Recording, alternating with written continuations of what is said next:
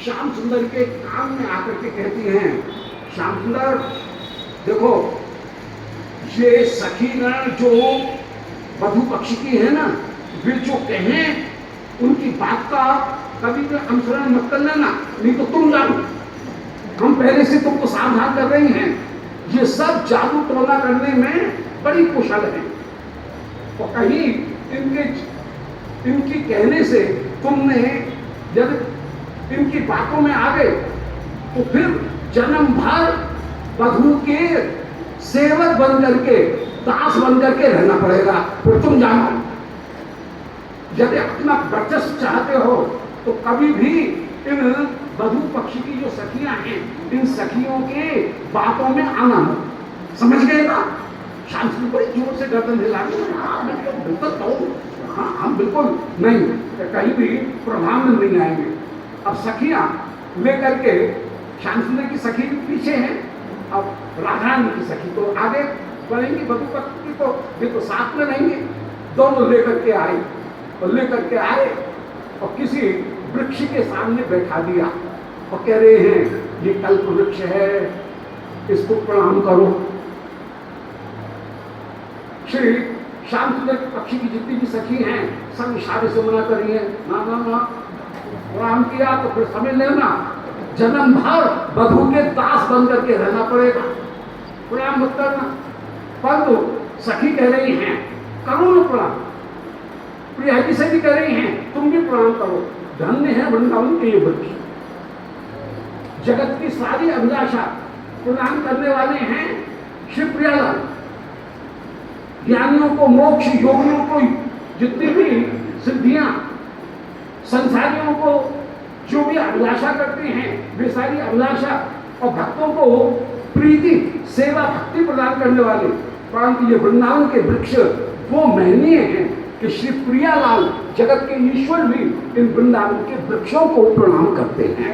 बोलो वृंदावन के वृक्ष की जय। ये वृंदावन के वृक्ष जगत की कामनाओं को पूरा करने वाले, उनकी भी कामनाओं को पूरा करने वाले होकर के ये विराजमान है। श्याम सुंदर प्रभाव में आ जाते हैं और वृक्ष को प्रणाम कर देते हैं। सारी सखी कहती हैं ये तो हो गया, गए।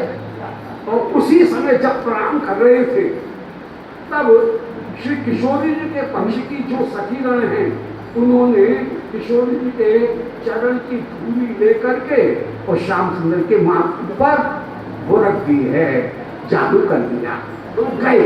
ये तो पूरे अब ये हमारे बच के नहीं रहे, अब तो ये प्रिया के ही पूरी तरह से दास हो गए। उस समय सब सखी अलग हो गई हैं, और सब सखी अलग होकर के उस समय कामन करती हुई विराजमान है। कामन का मतलब है कि जैसे श्याम सुंदर के ऊपर जादू टोना करती हुई विराजमान है।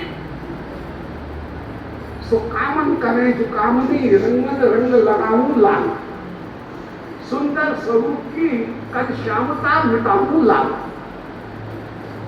उस समय जो कामनी जन है वो कामना करती हुई, कामन करती हुई कह रही है, श्याम सुंदर के ऊपर जादू करती हुई विराजमान है।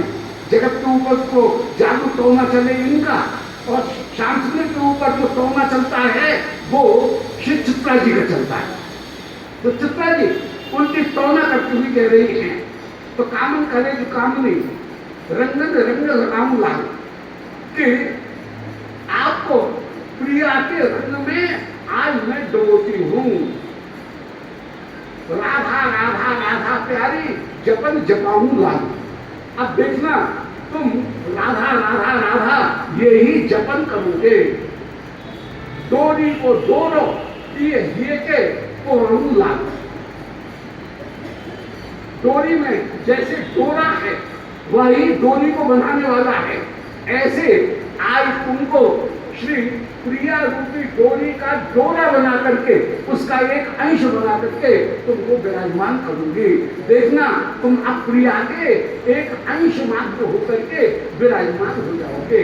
तो डोरी को डोरा ये के पोरूंगा, और डोरे का गंडा आपके गले में मैं बांधूंगी। उसकी कंठी अब तुम्हारे गले में बांध देती हूं। और उस समय श्री प्रिया जी का जितना श्रृंगार है, उस श्रृंगार को के रूप में ही श्री श्याम सुंदर को जैसे बनाते हुए विराजमान है कि सुंदर श्याम सलोने पिए की चितवन माही तो ना जो, कि श्री श्याम सुंदर परम सलोने हैं। श्याम सुंदर की चितवन में ही अद्भुत टोना है। कौर चितवन में रंग हूं, करू कामम रस लोचन हूं। और गौर रूप रस जो है उसमें ही ये श्याम रूप श्याम सुंदर की आंखों में टोना है। पर इस टोना को देखना श्री प्रिया के चितवन के रंग में मैं रंगा देती हूँ। तुम्हारा टोना काम नहीं चलेगा। अब जो टोना काम चलेगा वो श्री किशोरी जी पे चलेगा, तुम्हारा टोना काम नहीं चलेगा। प्रिया पदन की होए महावर नख पत्तरी रंगाऊचू। श्याम सुंदर आज तुमको प्रिया के चरण की महावर बना करके प्रिया के चरण में लगाती हूँ। ये चरणों में महावर नहीं लगा रही हूँ, प्यारे तुम प्रिया के चरण की महावर बन जाओ। ये जादू टोना हो रहा है। नए दूल्हा दुल्हन आए हैं और उस समय बगीचा में आकर के जहाँ कभी जिसको बोलचाल की भाषा में खेत कहते हैं, तो खेत की जो रस्म हो रही है उस खेत की रस्म में किसी वृक्ष के पास में ले जाकर के ये सखीगण जैसे प्रियालाल इनको जादू टोना करते हुए प्रिया लाल को प्रिया के अत्यंत अधीन बना रहे हैं।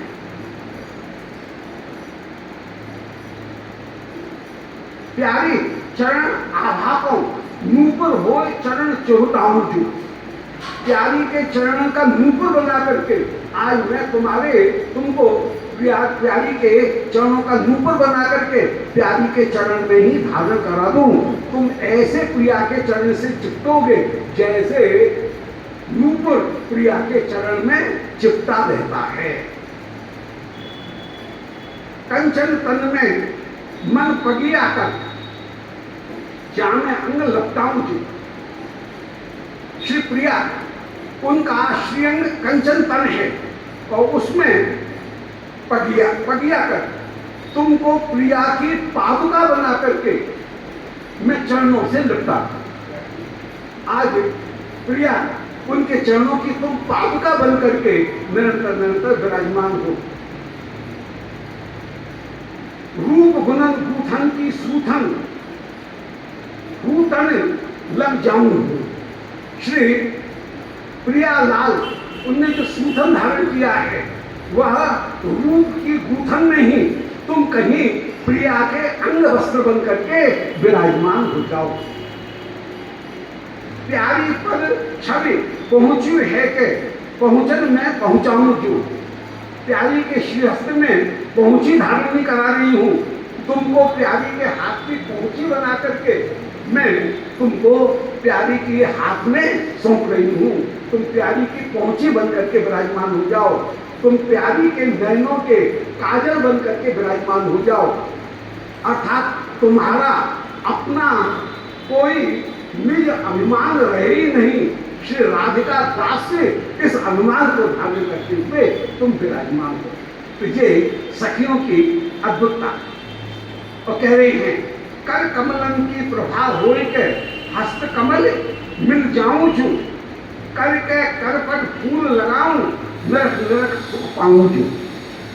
और जादू करती हुई श्री चित्रा जी कह रही हैं कि कर कमलन की प्रभा हो के तुम मेरी सखी श्री राधिका के आपकी प्रभा बन करके विराजमान हो जाओ। श्री प्रिया के हस्त में तुम प्रभा बन करके सदा विराजमान हो। कर को कर पर फूल लगाऊं तुमको प्रिया के श्रीहस्त का कर फूल बना करके पद फूल बना करके विराजमान करूं। तो कभी जो हाथ पे या पहुंची पे जो धारण किया जाता है उसको कर्पूर, और पंथली के ऊपर जो धारण किया जाए उसको कर्पूर। तो सदा तो धारण करती नहीं है कर्पूर, पर रास के समय, नृत्य के समय विशेष रूप से कर्पूर और पद्मफूल इनको धारण करके श्री प्रिया विराजमान होती हैं। अन्यत्र तो पीछिया और जो सांड हैं मुकुट उनको धारण करती हैं, परंतु कभी करपल और पद्मपल इनको धारण करते हुए विराजमान हो। तो ऐसे जो श्रृंगार है वो श्रृंगार दोनों का बना रही है, और ऐसे श्री प्रिया उनको भी श्री श्याम सुंदर का श्रृंगार बनाते हुए विराजमान होती है। तो ये अपूर्व से कामन करती हुई ये विराजमान होती हैं। तो जो जगत को मोहित करने वाला है उसको भी अपूर्व रूप से मोहित करने वाली होकर के, उनको भी जादू में मोहित करने वाली होकर के जो रसिक विराजमान है उन सखियों की महिमा का क्या वर्णन किया गया है। तो श्री वृंदावन जहाँ संसारी जनों की संसार आसक्ति को प्रदान करके उस आसक्ति से उनके चित्त को बरबस हटा देती। कृष्ण प्रेम की ये विशेषता कि सकाम प्रेम भी किया जाए, सकाम भक्ति भी की जाए तो कामना की प्राप्ति होगी, फिर कामना से आसक्ति हट जाएगी। किसी अन्य देवता की आराधना करके यदि सकामता प्राप्त, हाँ ध्यान रखना ये बहुत महत्वपूर्ण बात है साधकों के लिए। किसी अन्य देवी देवता की आराधना करके जो कामना प्राप्त होती है वह चिपक जाती है और बंधन को देने वाली होती है। श्री कृष्ण आराधन करने पर जो कृष्ण सेवा के लिए संपत्ति की प्राप्ति होती है वह चिपकती नहीं है, वह प्रेम को बढ़ाने वाली होती है। संपत्ति से आसक्ति दूर हो जाती है, सेवा में आसक्ति बढ़ती है। इसलिए अनन्यता धारण करते हुए श्री वृंदावन में निवास करना चाहिए। तो कालासक्ति मतामती ही विशेष जो काल आसक्ति वाले हैं उनको विषयों की प्राप्ति होगी और विषयों से निवृत्ति की प्राप्ति भी होती हुई चली जाएगी। निर्वेदता जो योगी हैं वे योग सिद्धि को भूल जाएंगे। जो ब्रह्मानंद लीन हैं वे ब्रह्म साहित्य को प्राप्त करना नहीं चाहेंगे, वे भी लीला शक्ति के से प्रार्थना करेंगे। तो लीला शक्ति से प्रार्थना करके उनने साधन अवस्था में जो भक्ति को अपनाया था उस भक्ति के प्रभाव से उनको भी पार्षद देह की प्राप्ति साहित्य के बाद में भी हो जाएगी। और जो नित्य सिद्ध बनकर हैं उनका तो कहना ही क्या, जब साधन सिद्धों की ये दशा है तो जो सखीगण हैं उनका तो सौभाग्य इतना बड़ा है कि वे तो श्री लाल प्रिया उनके ऊपर भी जादू करने का अधिकार रखती हैं और उनको भी जादू करके एक दूसरे के प्रति आसक्त करती हुई विराजमान हैं।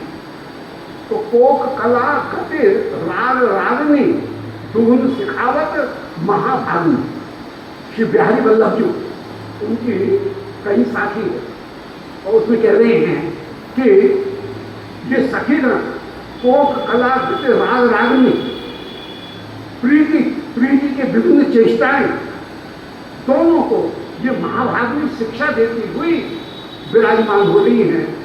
श्री श्याम सुंदर की झिझक को मिटाते हुए ये श्याम सुंदर को श्री प्रिया की ओर उन्मुख करती हुई विराजमान होती हैं।